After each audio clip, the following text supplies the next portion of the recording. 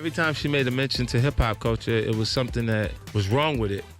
And it was something that was on my CD that was the largest debut in hip-hop. It's no secret that Oprah and 50 Cent haven't exactly been besties. In fact, they've been on opposite ends of the spectrum for a while now. Whether it's personal beef or professional disagreement, they just can't seem to see eye to eye. During his rise to stardom, 50 Cent wanted to solidify himself as a success by making an appearance on Oprah. Not only would this mean a lot for an from Jamaica, Queens, but it would have also proved to his grandmother, who was a huge Oprah fan, that he's doing something productive with his life. But when the idea was pitched to Oprah, she made it clear that she wasn't interested in what 50 Cent had to offer. She was completely against everything that was in my music, 50 said, so she ain't never gonna have me on that show. I'm never gonna reach that platform, which is confirmation of you being a huge success. So I just said, okay, if we can't be friends, then at least let's be enemies. After realizing Oprah wouldn't invite him, 50 Cent went full 50 on the talk show host. The rapper berated her fan base and even named one of his dogs Oprah. But that's not the only reason why Fifth doesn't like Oprah. Rumor has it that she's been turning her back on black artists and cozying up to none other than the snooty Hollywood elite. And get this, some of these elites include controversial figures like Harvey Weinstein and Jeffrey Epstein.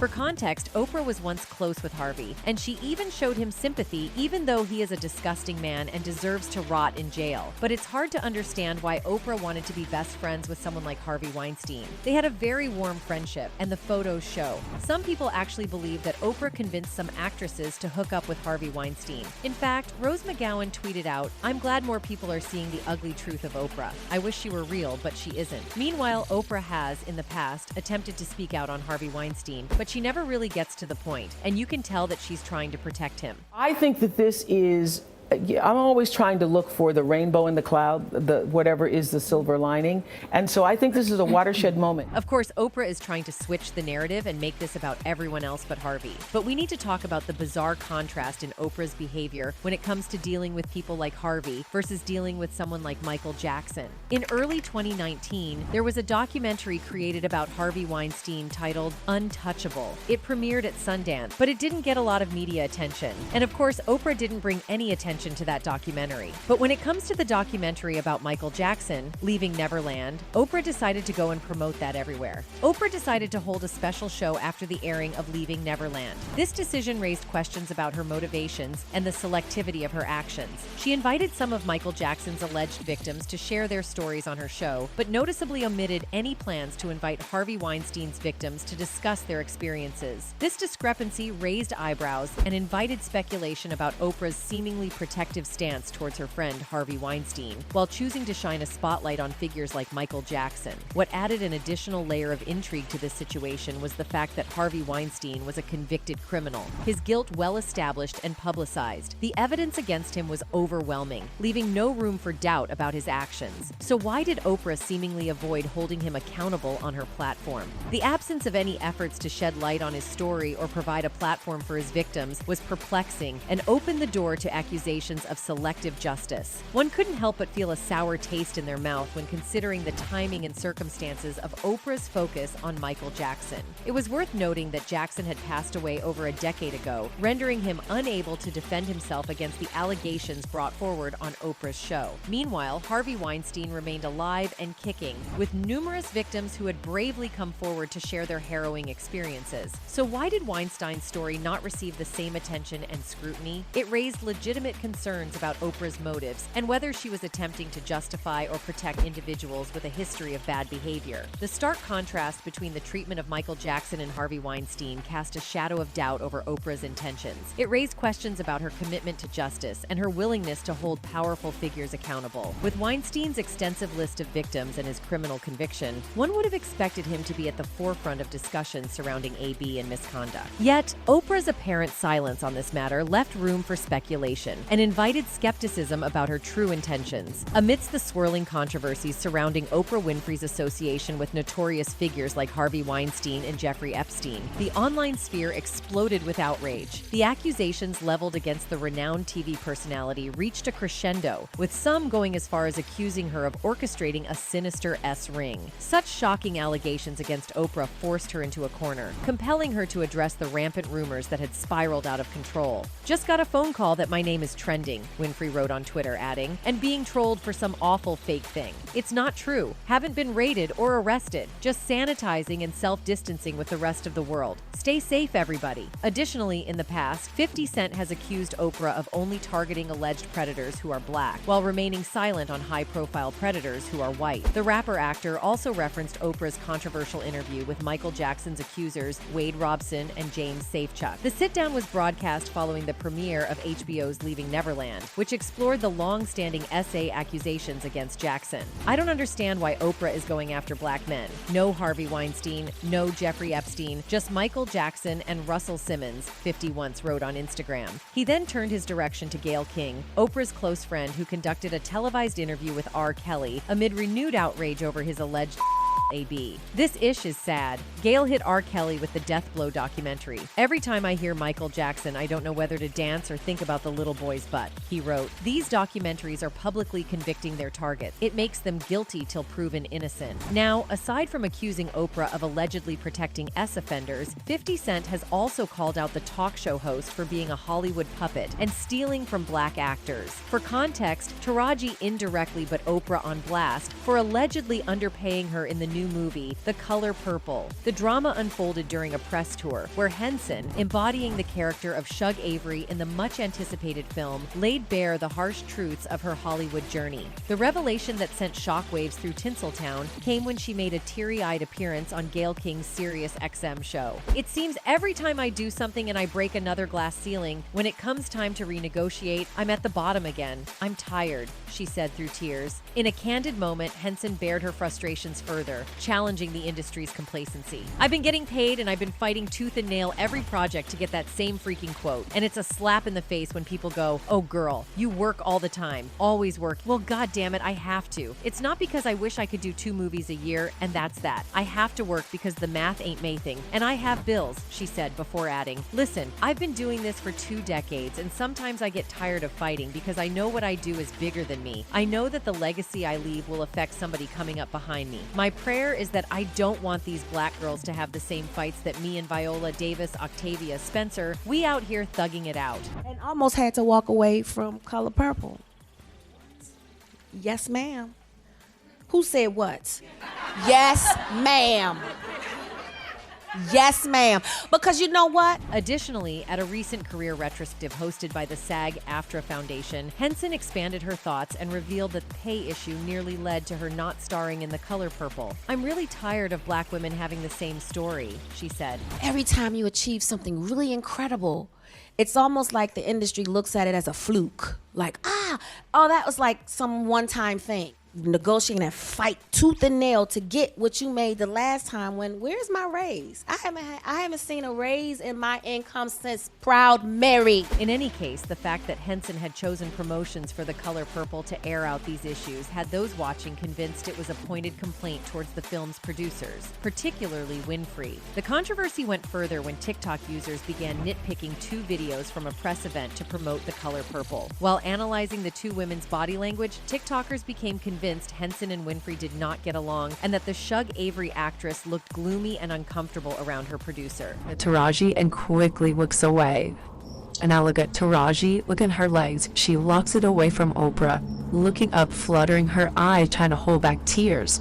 This TikToker also questioned why Henson was the only actress Winfrey didn't touch. Oprah is all closed up. She's not even trying to open up and was closing in on Oprah. Oprah pulls out, trying to find an escape, goes right behind Gano Brooks. I look at Taraji's face. She's just like not having it. Aside from all this, during her SAG-AFTRA Foundation interview, Henson was asked what the best acting business decision she's made was. Firing everybody after Cookie, she instantly replied. Everybody had to go. Where is my deal? Where is my commercial? Cookie was top of the fashion game. Where is my endorsement? What did you have set up for after this? She said. All they wanted was another Cookie show, and I said I'll do it, but it has to be right. She's too beloved for y'all to F it up. And And so when they didn't get it right, I was like, well, that's it. And then they had nothing else. You're all effing fired. Following the conclusion of Empire, Fox announced plans for a cookie-led spin-off with Henson involved in its development alongside co-creators Lee Daniels and Danny Strong. The project ultimately didn't come to fruition. In any case, 50 Cent was not one to keep quiet on this issue. In a post shared on Instagram, 50 Cent endorsed Taraji P. Henson's decision to fire her entire team for failing to capitalize on the popularity of her Empire character, Laretha Cookie Lyon.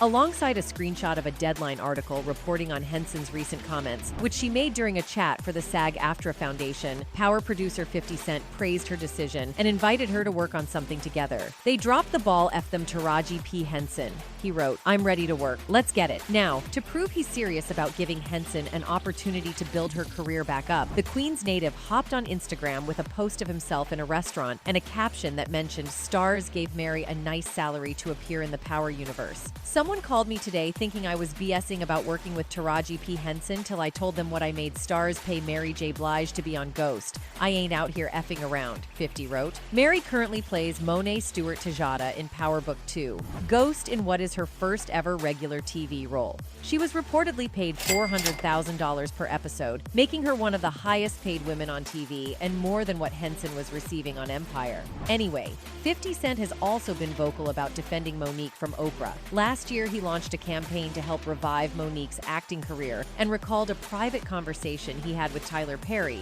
in defense of the Oscar-winning actress. The hip-hop mogul appeared on Big Boy's Neighborhood in January 2023, where he addressed Monique's casting in Season 2 of his Stars series BMF and how he helped reignite her career after claims of being blackballed by Lee Daniels, Oprah Winfrey, and Tyler Perry. While addressing cancel culture, 50 recalled confronting Perry about the role he played in Monique not getting cast in any major roles. I was like, canceled, like Monique, why is she canceled? The rapper then spoke about how Tyler Perry never stood by Monique as she was getting canceled. He said, When I talked to him, he was like, nah, I never told no one not to work with her. And I said, but you Tyler Perry, and you never told anyone to. 50 expressed his confusion about why Mo was out of work for 13 years because of something she said. What also shocked 50 more is the fact that Monique spent over a decade calling out Lee Daniels, Oprah Winfrey, and Tyler Perry over claims they worked together to blackball her for not doing promotional press for the 2009 film Precious. In fact, back in February 2022, Monique came forward with receipts of Perry's behind-the-scenes behavior, where he demanded Monique apologize to him for the blackball claims before he would agree to a sit-down with her. Tyler Perry, eventually the people will see, listen, and do something about you not keeping your word. I am not going anywhere, she captioned an Instagram post at the time. Meanwhile, in March 2022, 50 Cent said he wants to see Monique dominating Hollywood again, so he's taking matters into his own hands. The Candy Shop MC said he was going to put the comedian back on, but before then, he wanted to give a few individuals a chance to make amends with the alleged blackballed star.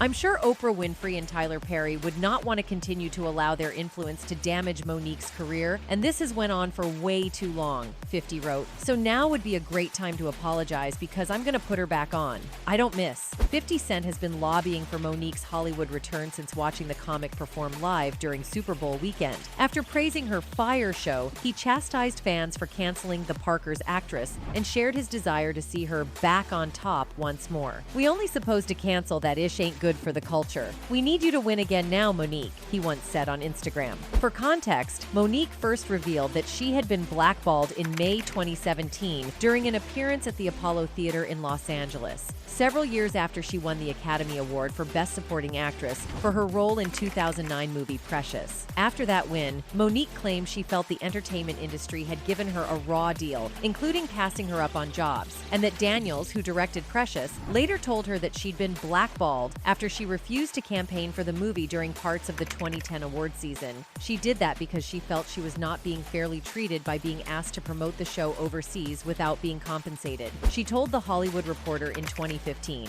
And that's when he said, Mama, you've been blackballed. And I said, well, why have I been blackballed? And he said, because you didn't play the game. And I said, what game is that? And he was never able to answer that question. In the 2017 Apollo Theater performance, Monique also accused Oprah and Tyler Perry of having a role in the blackballing. She told the audience in an expletive-ridden monologue, "I was not blackballed, I was whiteballed. Thank you, Mr. Lee Daniels. Thank you, Mr. Tyler Perry. Thank you, Miss Oprah Winfrey." Now, you would think this is the only time that Oprah has let down Monique, but shockingly, the answer is no. In 2009, when Precious was released, Monique and Oprah were close friends, with a large part of their bond being that both were SA'd by family members growing up. However, it was Oprah's encounter with that family member that turned their friendship sour. Oprah called Monique to ask her to be on the show, telling her that her brother, the one that Monique accused of SA, contacted Oprah and wanted to be on the show. She was reaching out to Monique to see how she felt about it, telling her that she wouldn't have the brother on the show without Monique's approval. Monique gave her blessing for her brother to be on Oprah's show, but made it clear that she wanted no part of it. However, when Monique's brother appeared on the Oprah show, he was accompanied by both of their parents. Oprah never said that her parents were coming, just the brother. That made Monique angry because she felt Oprah had gone behind her back and booked her mother too, knowing that the two had not spoken to each other in quite some time. Because of their appearance on the Oprah show, Monique blames Oprah, at least in part, for causing even more damage to her relationship with her family. After the show aired, Oprah called Monique to talk about it. While she told Oprah that she never would have approved of her mother being on the show, she did admit that she had a lot more to say about how that episode and the way it was handled made her feel. In another conversation, Monique claimed that Oprah told her she didn't know the parents were going to accompany her brother on the show and that she'd look into it and call her back.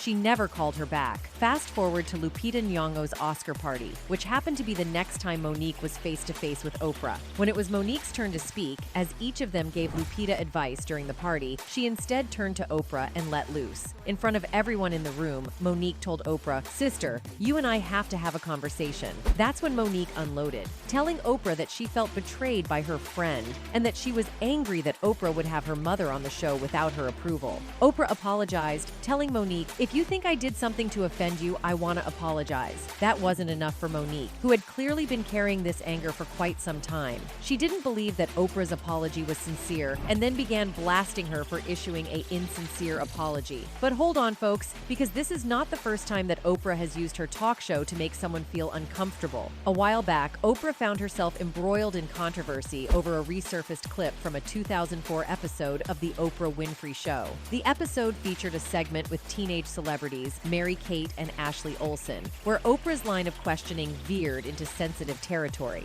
During the interview, rumors were circulating that the then 17-year-old Mary-Kate Olsen was battling an eating disorder, adding a layer of delicacy to the conversation. Sensing the opportunity to address these speculations head-on, Oprah posed a question that left the sisters visibly uncomfortable. What size are you, by the way?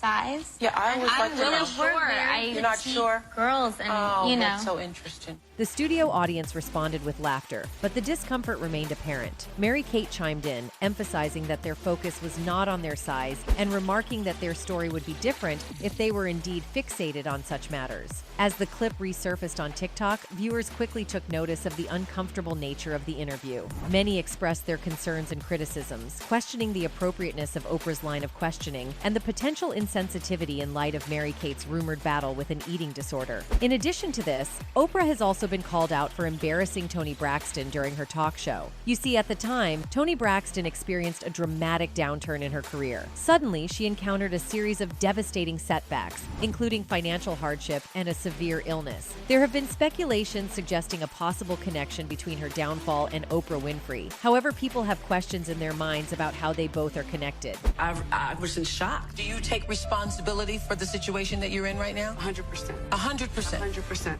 Toni Braxton burst onto the music scene in the late 80s, captivating fans with her extraordinary vocal talent and timeless songs. Added to her enduring success in the music industry, Toni has also become known for her involvement in Braxton Family Values, a popular reality TV show on WeTV, alongside her sisters and mother. But while she has rightfully earned the title of a Grammy Award-winning R&B legend, Toni has also faced her fair share of challenges during her career, with one of the most trying moments being her bankruptcy filing. She says to me, I hear you have Gucci flatware.